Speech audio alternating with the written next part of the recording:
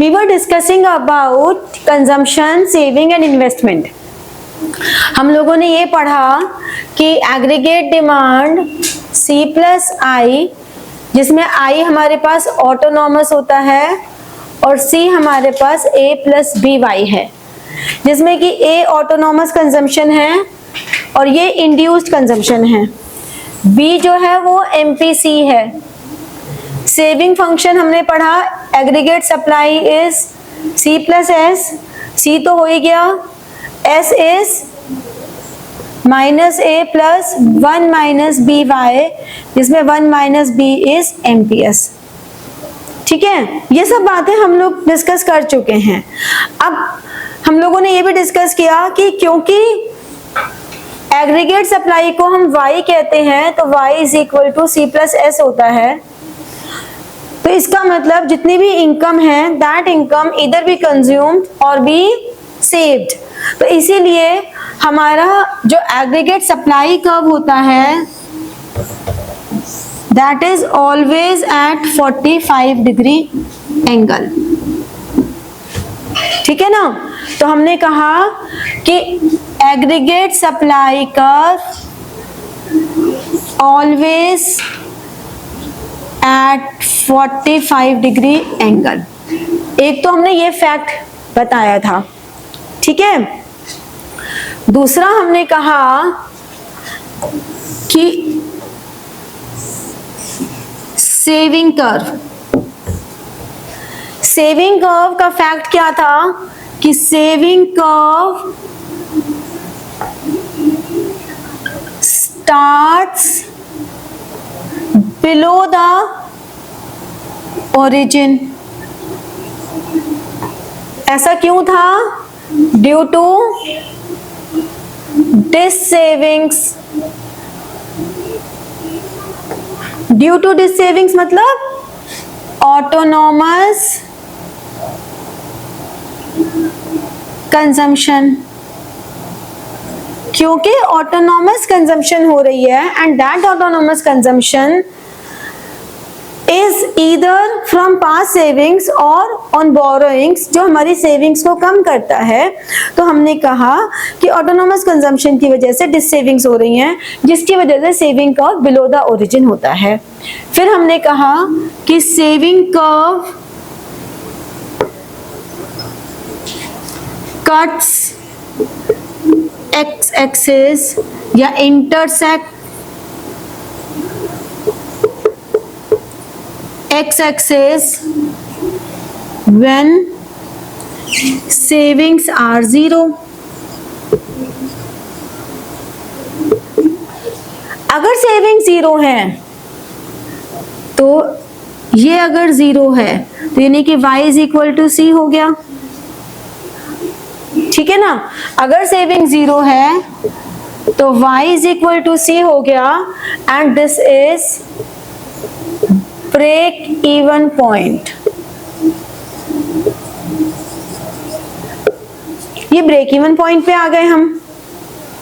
ठीक है ना, तो अब हमें अगर ये बोला जाए कि डेराइव करना है consumption curve from saving curve, तो for drafting a single straight line we need 2 points.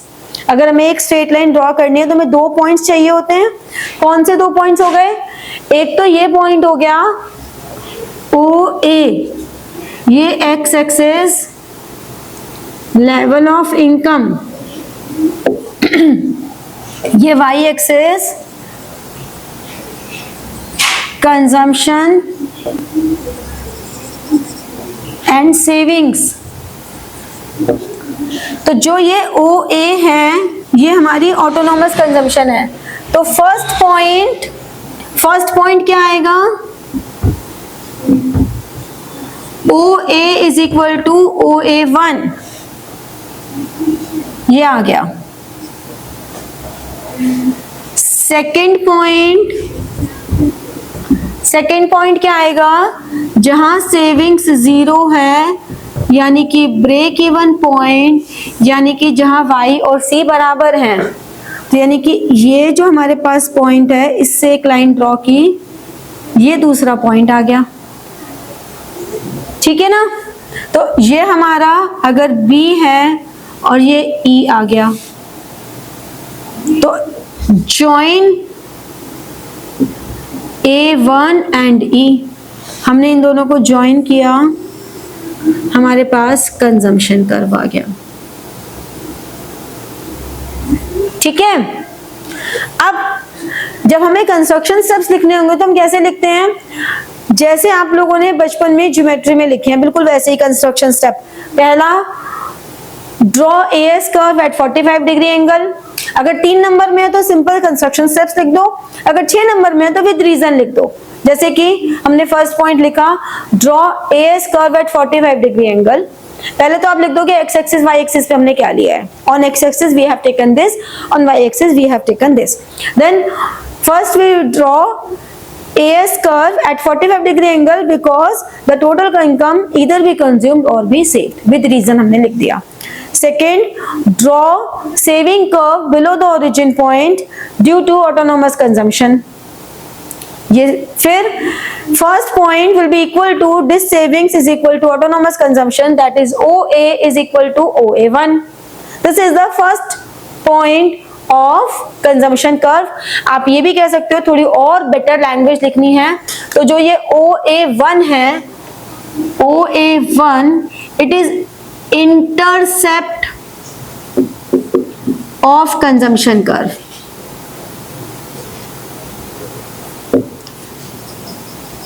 Intercept का मतलब होता है जहां से कोई भी डायग्राम, जो भी कर्व है, उसका जो स्टार्टिंग पॉइंट होता है, the starting point is intercept. तो हमने बोला the intercept of consumption curve is OA1। Then on the second point where break even point at OB level where savings are 0 and draw a line upwards till AS curve at point E. The second point of consumption curve is point E. By joining A and E points, we get consumption curve. तो जैसे हमने बनाया वैसे लिख दिया। आपको बनाने में आप कैसे भी बना लो, उससे कोई फर्क नहीं पड़ेगा, स्टेप्स बहुत तरीके से लिखने हैं। ठीक है। जब आप 3 नंबर का है तो सिंपल स्टेप्स लिख दो, 6 नंबर का है तो रीजन लिख दो कि why this is below the origin, why it is 45 degree angle, why consumption curve starts above the origin। ये सारे स्टेप्स आप रीजन के साथ लिख दोगे। 6 नंबर का है तो 3 नंबर में रीजन लिखने की जरूरत नहीं, क्योंकि डायग्राम, और कभी भी कोई भी आंसर डायग्राम से स्टार्ट नहीं करना, नेवर। हमेशा आपको पहले वो डेफिनेशन लिखनी है, then diagram, then explanation. So we never start any answer with diagram. ठीक है, क्लियर हुआ। अब यहाँ पे सेम चीज हम बनाएंगे, सेम स्टेप्स फॉलो करेंगे, लेकिन हमें यहाँ पे सेविंग कर्व करना है। जैसे यहाँ पे कंजम्पशन कर्व डराइव करना था, सेविंग कर्व करना है। तो पहला 45 डिग्री एंगल पे AS कर्व, कंजम्पशन कर्व, ये OA, इसके इक्वल हमने OA1 डाल दी, यानी कि OA is equal to OA1 is equal to autonomous consumption. जहां पे ये कट कर रहे हैं, ये फर्स्ट पॉइंट आ गया।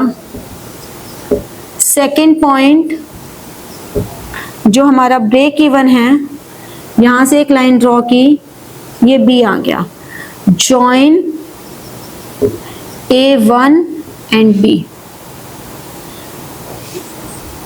जो डेराइव कर रहे हो उस लाइन को डॉट्स में डाल दो, जिससे कि ये पता रहे, जैसे कि यहाँ पे कंजम्पशन कर्व ड्राइव किया तो कंजम्पशन कर्व को डॉट्स में डाल दिया। ठीक है, तो ये हम डॉट्स में डाल देंगे, जिससे कि पता लग जाएगा ये हमने डेराइव किए। ठीक है, तो इस तरह से डेरिवेशन आ जाता है और इस तरह से आप स्टेप लिख देते हो। यहाँ पे लेवल ऑफ इनकम और यहाँ पे consumption and savings. Got it. देखो, इसके बाद हमारे पास जो थर्ड कंपोनेंट था इन्वेस्टमेंट। इन्वेस्टमेंट में इन्वेस्टमेंट मल्टीप्लायर हमने पढ़ा था। हमने इन्वेस्टमेंट मल्टीप्लायर में बात की थी कि investment multiplier is change in income upon change in investment, या 1/1 माइनस एमपीसी, या 1/एमपीएस। ठीक है, 3 फॉर्मूले इसके होते हैं, ये हम लोगों ने पढ़े थे कि 3 फॉर्मूले होते हैं। अब हमें इसके आगे कंटिन्यूएशन में क्या करना है कि how investment multiplier works, what is the mechanism of investment multiplier. हमने कहा कि इन्वेस्टमेंट मल्टीप्लायर क्या होता है। इन्वेस्टमेंट मल्टीप्लायर का मतलब है when in an economy investment increases, how many times, how multiple times income increases, right?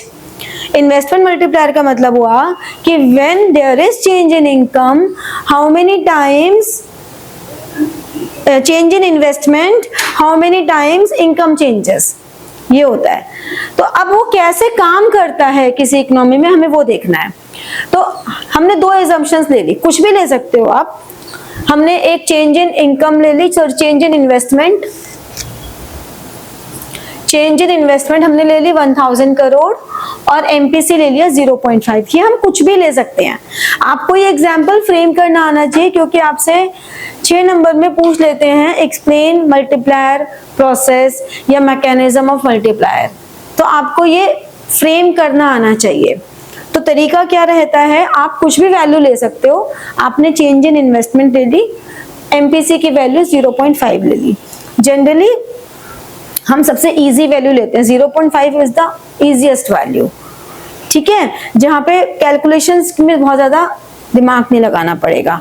अब अगर मेरा एमपीसी की वैल्यू 0.5 है तो के की वैल्यू 1 माइनस 0.5 मतलब 2 हो गया।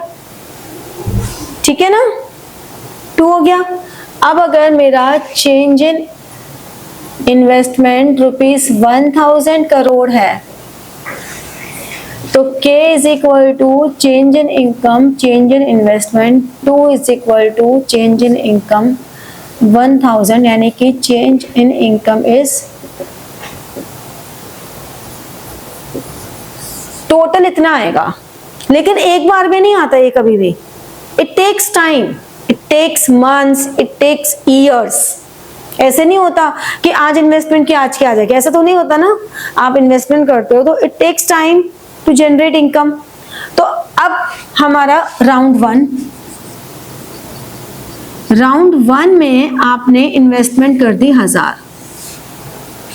ठीक है, 1000 करोड़ की इन्वेस्टमेंट की है।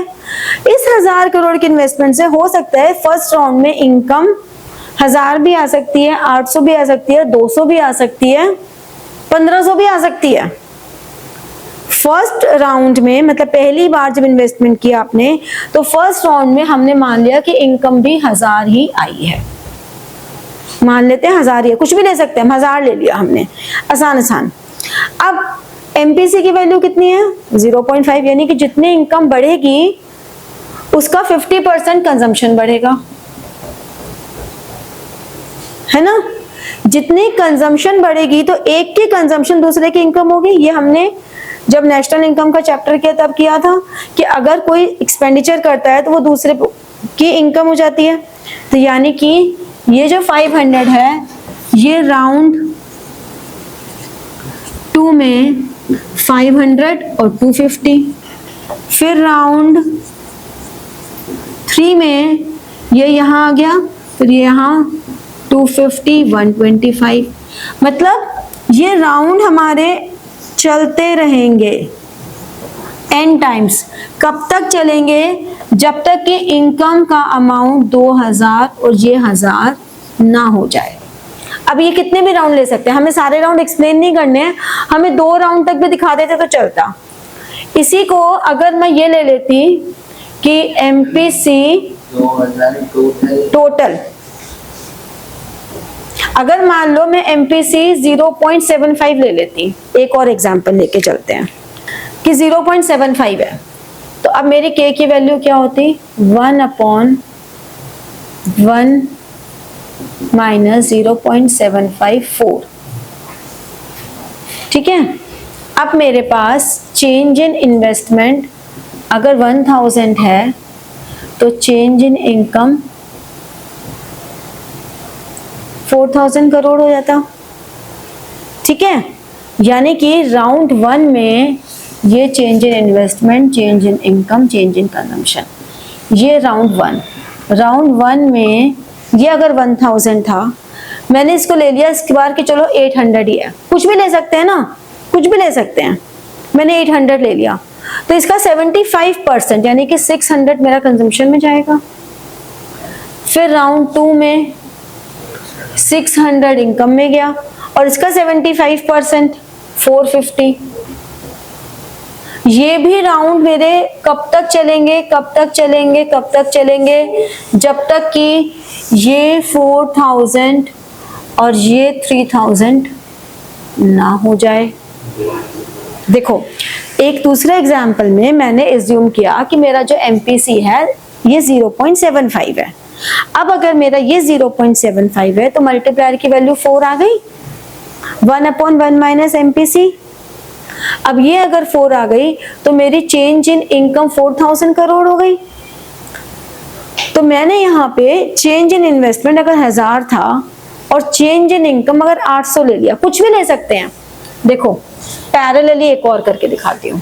Change in income, change in round 1 1000, मैंने इसको 1000 ले लिया तो 75% मतलब 750।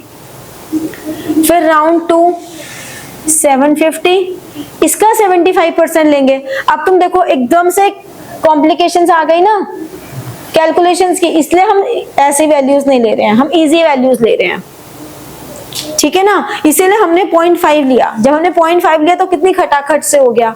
0.75 आती थोड़ी सी कॉम्प्लिकेशंस आ गई कि हमने यहाँ पे 600 ये लिया, फिर 600 का 75% ये आ गया, दिस इज 75% ऑफ 600। हाँ, क्योंकि हमारी एमपीसी की वैल्यू ये है ना 0.75, इसलिए यहाँ पे एमपीसी की वैल्यू 0.5 थी तो मैंने ये ले लिया। मान लो यहाँ पे मैं एमपीसी की वैल्यू एक और वैल्यू लेके कर लेते हैं। यहाँ पे मान लो मैंने एमपीसी की वैल्यू 0.10 ले लेती, 9 ले लेती, 90%। तो इसका मतलब k की वैल्यू 1/1 माइनस 0.9 10 टाइम्स हो जाती। ठीक है, अब ये 1000 इनकम है तो इसका 90% 900, फिर इसका 90% 810। ये कब तक चलता हमारा, जब तक कि अगर ये 10 टाइम्स है तो यानी कि ये 10,000 नहीं हो जाता और ये 9,000 नहीं हो जाता। तो यानी कि जो हमारी एमपीसी की वैल्यू है, MPC is the determining factor for multiplier, और मल्टीप्लायर के बेसिस पे चेंज इन इनकम आती है और चेंज इन इनकम के बेसिस पर हमारा चेंज इन कंजम्पशन आएगी और चेंज इन कंजम्पशन सब इंटर रिलेटेड रहेंगे। समझ में आया?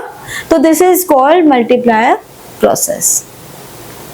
Got it? 82 पेज नंबर 42 के क्वेश्चंस आप लोग कर रहे हो, है ना? चलो फर्स्ट से आंसर बताना शुरू करो। जहाँ पे आंसर टैली नहीं करेंगे वहाँ पे हम डिस्कस करते जाएंगे। आंसर 1 0 पॉइंट, आंसर 2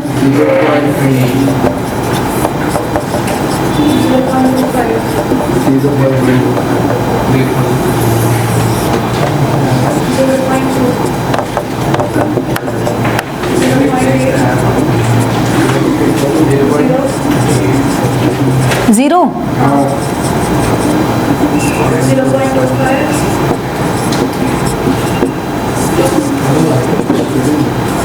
0.2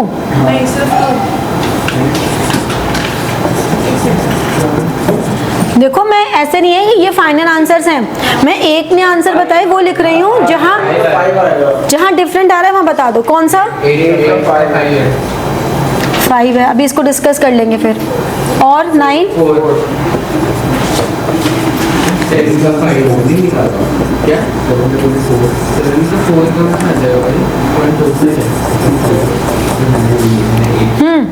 10 का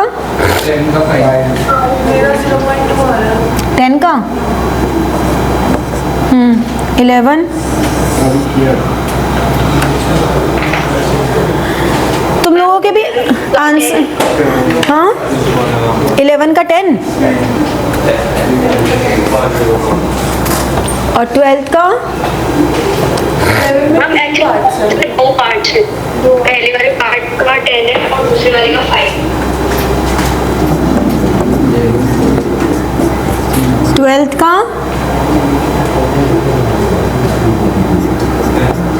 10 5 4। 11 का थर्ड पार्ट दिया। कितना है? देखो 12 तक के आंसर्स जहां डिफर कर रहे हैं, आंसर 8 और 10 डिफर कर रहा है ना,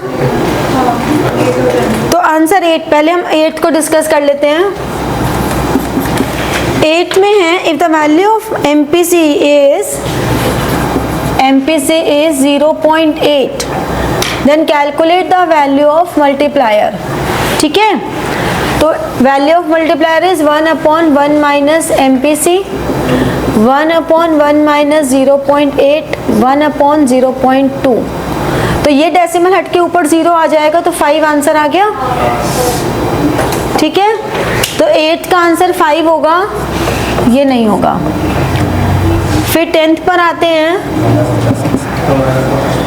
इन an economy investment increases by 10 crore, यानी कि change in investment is ₹10 crore.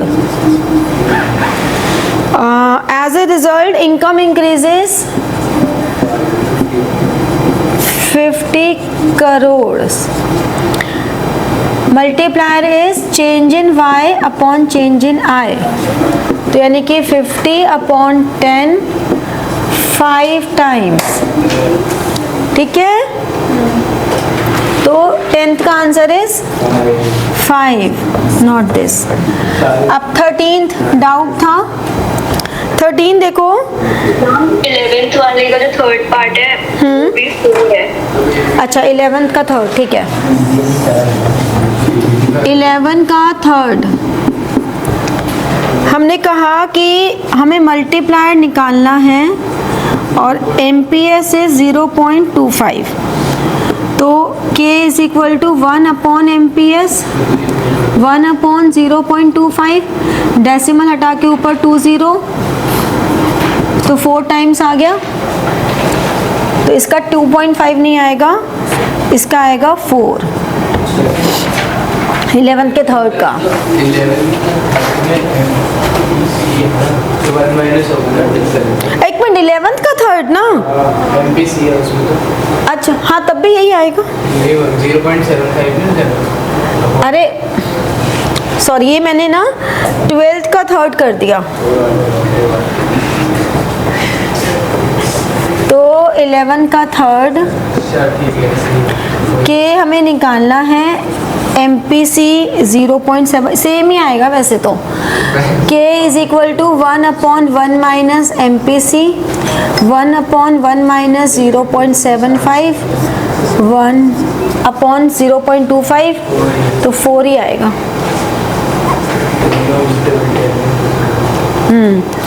हाँ, इसके बाद 13th में डाउट आ रहा है ना। 13 देखो, हाँ, डेराइव द मल्टीप्लायर। मल्टीप्लायर हमें निकालना है when first case MPS is 0.10. Using these multiplier values, find the change in equilibrium level of income. Okay. पहले तो वैल्यू ऑफ मल्टीप्लायर निकाल दो। 1/10, डेसिमल हटा 0, 10 टाइम्स। K 10 टाइम्स है। फिर हमें बोला गया कि अगर change in investment is ₹20 crore decrease है, माइनस में जा रहा है, तो हमें इक्विलिब्रियम लेवल ऑफ इनकम में कितना चेंज आएगा, यानी कि चेंज इन इनकम क्या होगा।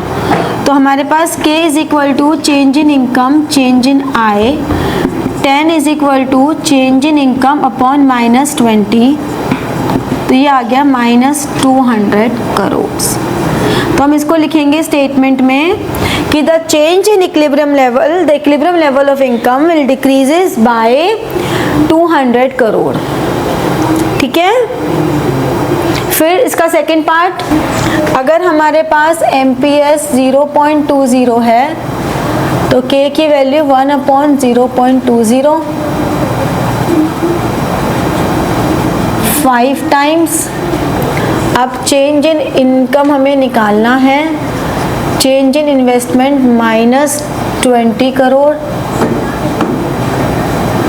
तो K is equal to, again जितनी बार क्वेश्चन करो उतनी बार फॉर्मूला लिखो तो तुम्हें फॉर्मूले लर्न हो जाएंगे।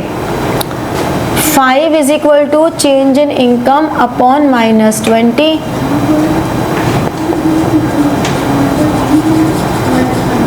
-100 करोड़।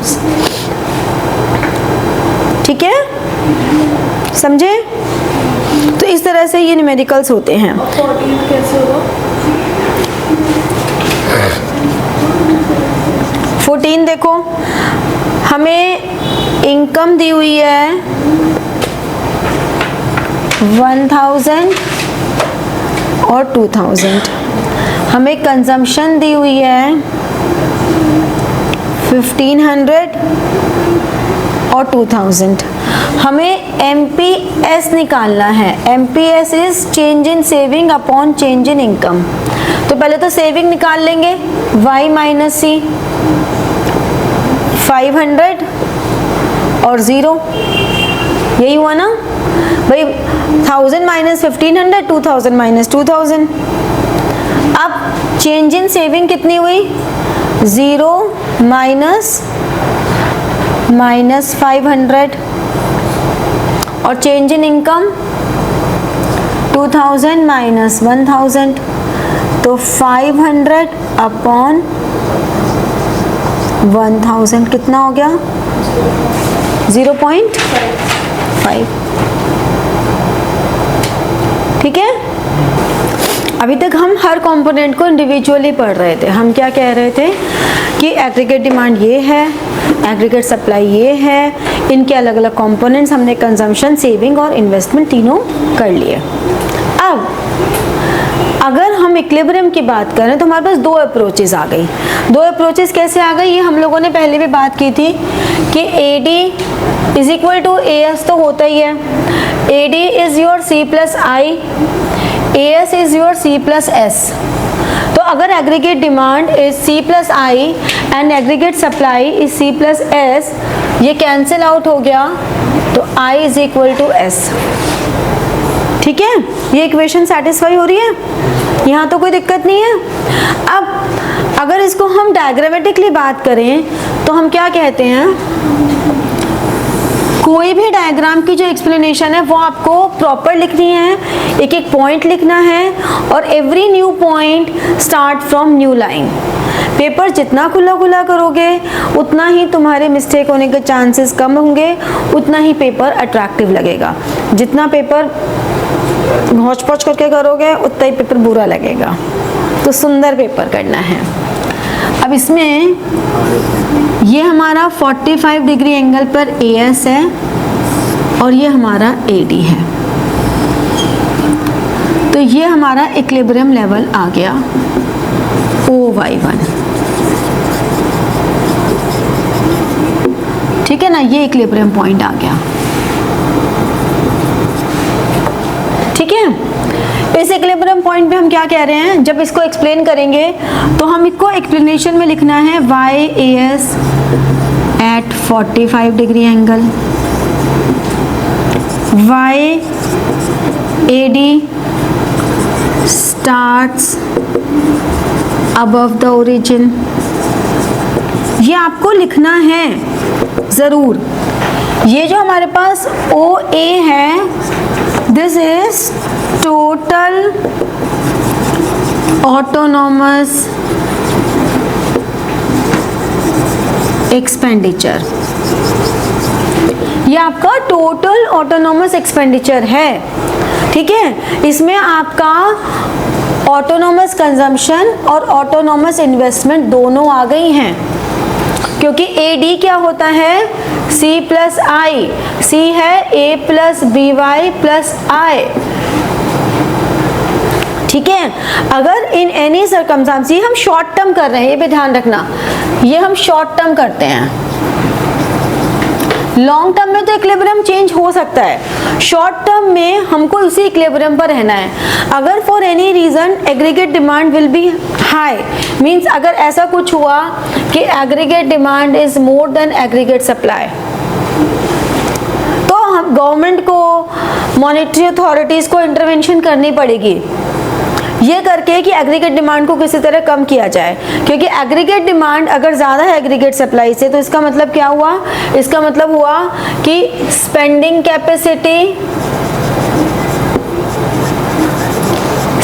कैपेसिटी के लिए हम इकोनॉमिक्स में क्या टर्म यूज करते हैं, purchasing power. Purchasing power is high, यही तो मतलब हुआ कि लोग ज़्यादा डिमांड कर रहे हैं, तो इसका मतलब लोगों की परचेजिंग पावर ज़्यादा है, ठीक है ना। आउटपुट इन शॉर्टेज है, तो आउटपुट की शॉर्टेज हो रही है, तो इकोनॉमी में अगर आउटपुट की शॉर्टेज हो रही है तो वो भी एक दिक्कत आ रही है। यानी कि अगर एग्रीगेट डिमांड ज़्यादा है और हमारे पास रिसोर्सेज नहीं है उसकी करने के लिए, तो क्या होगा, ब्लैक मार्केटिंग स्टार्ट हो सकती है, ठीक है ना। या फिर हो सकता है कि अवेलेबिलिटी ऑफ गुड्स जानबूझ के ना शो की जाए। तो कोई भी प्रॉब्लम, एग्रीगेट डिमांड अगर ज़्यादा है तो इकोनॉमी में प्राइस लेवल में राइज हो सकता है, उसकी वजह से प्राइस लेवल राइज होना स्टार्ट हो जाए। तो ये सब रीजंस होंगे, इसको ठीक करना पड़ेगा। तो अगर एग्रीगेट डिमांड ज़्यादा है तो उस केस में हमारा आउटपुट या तो हमें बढ़ाना पड़ेगा, आउटपुट लीड्स टू इंक्रीज, हमें आउटपुट्स इंक्रीज करना पड़ेगा, हमें आउटपुट बढ़ाने के लिए हमें एम्प्लॉयमेंट लेवल राइज करना पड़ेगा, ये सब करना पड़ेगा, ठीक है। अगर एग्रीगेट डिमांड कम है एग्रीगेट सप्लाई से तो क्या होगा, एग्रीगेट डिमांड अगर कम है एग्रीगेट सप्लाई से क्या होगा, यानी कि एक्यूमुलेशन ऑफ स्टॉक हो रहा है, स्टॉक बहुत ज़्यादा हो रहा है, तो हमें क्या करना पड़ेगा, एक्यूमुलेशन ऑफ स्टॉक ज़्यादा हो रहा है तो प्राइस डिक्लाइन करने पड़ेंगे, हमें आउटपुट डिक्लाइन करना पड़ेगा,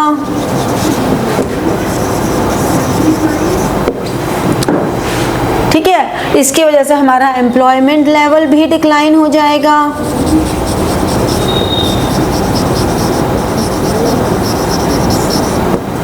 ये सारी प्रॉब्लम्स आएंगी, ठीक है। तो इसीलिए शॉर्ट रन में किसी भी इकोनॉमी को वो इक्विलिब्रियम पे ही रहती है। अगर वो इक्विलिब्रियम से इधर जाती है तो उसको वापस गवर्नमेंट या मॉनेटरी अथॉरिटीज इंटरवेंशन करके उसको ठीक कर देते हैं। इंटरवेंशंस क्या करते हैं ये लोग अभी हम पढ़ेंगे नेक्स्ट क्लास में, ठीक है। ये हमारा हो गया aggregate demand aggregate supply approach. अगर हमें ऐसा ही अप्रोच लेनी है तो हम क्या कहेंगे, ये मेरा सेविंग कर्व है, ये मेरा लेवल ऑफ इनकम है, ठीक है, और ये मेरी इन्वेस्टमेंट है पैरेलल। तो अब मुझे इसमें आंसर क्या करना है, यहाँ पे मैंने डाल दिया सेविंग्स एंड इन्वेस्टमेंट। तो मैंने यहाँ पे क्या, जब मैं एक्सप्लेनेशन लिखूंगी इसकी, तो इसकी एक्सप्लेनेशन लिखते समय में क्या पॉइंट्स मस्ट इंक्लूडेड हैं, y investment curve parallel to x axis, y saving curve starts below the origin ठीक है, समझ में आया? तो आप लोगों का ये होमवर्क है कि आप इसकी एक्सप्लेनेशंस लिख के लाएंगे डायग्राम्स के, मुझे चेक कराएंगे कि आप एक्सप्लेनेशन कैसे लिख रहे हो, क्योंकि यहाँ पर बच्चे सबसे ज़्यादा गलती कर देते हैं। डायग्राम तो बना देते हैं लेकिन एक्सप्लेनेशन लिखनी नहीं आती है और उस चक्कर में नंबर कट जाते हैं। तो आप इसके एक्सप्लेनेशन लिख के लाएंगे। आप अगर मैं स्पेसिफिकली बोला है कि ADS अप्रोच करो या ऐसा ही करो तब तो ये कर देंगे। अगर हमें दोनों अप्रोचेस के साथ एक साथ बोला है तो आपको थोड़े से टेक्निकल पॉइंट्स को ध्यान रखना पड़ेगा। कैसे टेक्निकल पॉइंट्स? ये तो मेरा हो गया 45 डिग्री पे,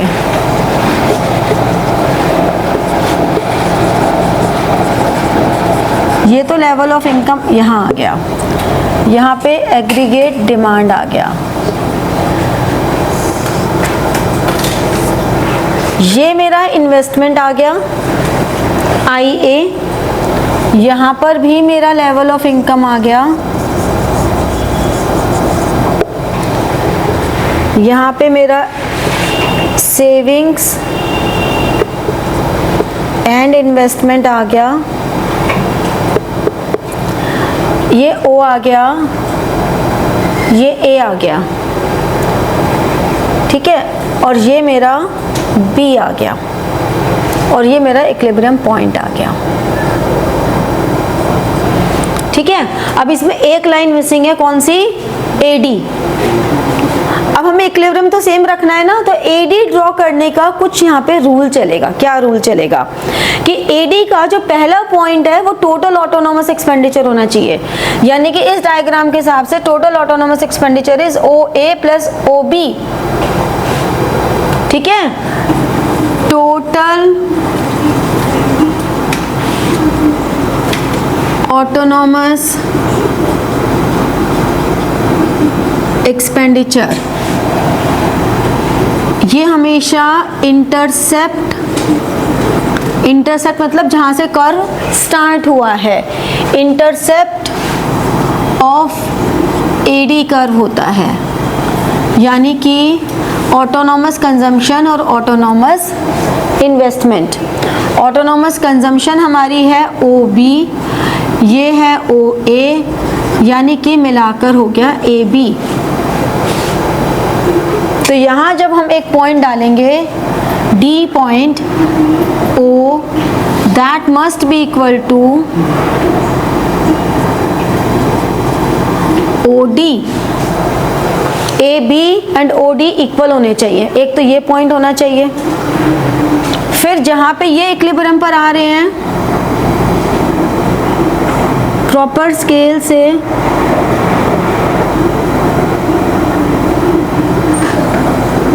ये हो गया AD, क्योंकि AD और AS और SI अप्रोच का जो इक्विलिब्रियम पॉइंट है दैट मस्ट बी सेम। तो आपको डायग्राम बनाते समय क्या ध्यान रखना है, इसको मैं दूसरे तरीके से भी बना सकती हूँ। देखो, अनदर वे, ये हो गया AS, ये हो गया AD। ठीक है, इससे मैंने एक लाइन यहाँ ड्रॉ कर दी। अब इससे लाइन ड्रॉ करके मैंने इन्वेस्टमेंट बना दिया। अब मुझे ये देखना है कि ये OD है, तो इतना पॉइंट इसके बाद मुझे सेविंग कर्व यहाँ से स्टार्ट करना है सिर्फ, जिससे कि मेरा बराबर रहे, और यहाँ पे टच करना है।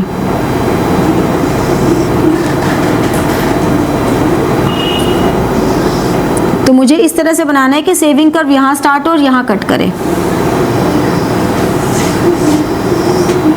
ये सेविंग कर्व हो गया। तो बना कैसे हुई लो, बनने के बाद तो कुछ पता ही नहीं चल रहा।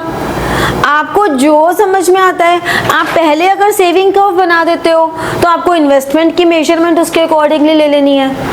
मीन्स मेजरमेंट कैसे भी लो, पहले चाहे AD बनाओ, इन्वेस्टमेंट बनाओ, सेविंग बाद में बना लो, सेविंग इन्वेस्टमेंट पहले बनाओ, AD बाद में बना लो। कोई भी तीन कर्व में से AD, इन्वेस्टमेंट और सेविंग, इन तीन में से कोई दो पहले बना लो, तो तीसरा उनके हिसाब से बनना है। बट अल्टीमेट ऑब्जेक्टिव ये होना चाहिए कि this distance must be equal to this distance है। ठीक, कोई स्केल लेके एग्जामिनर नापने नहीं बैठे आपके, तो अगर थोड़ा बहुत ऊपर नीचे हो गया तो चल जाता है, प्रोमिनेंटली नजर नहीं आना चाहिए। दे विल नॉट मेजर कि स्केल लेकर देखो 1 सेंटीमीटर कम है, नहीं, प्रोमिनेंटली नजर नहीं आ रहा, एक आध पॉइंट कम भी हो तो चल जाएगा, कम ज्यादा से कुछ फर्क नहीं पड़ता। ठीक है, तो ये हमारा इक्विलिब्रियम आ गया। Got it?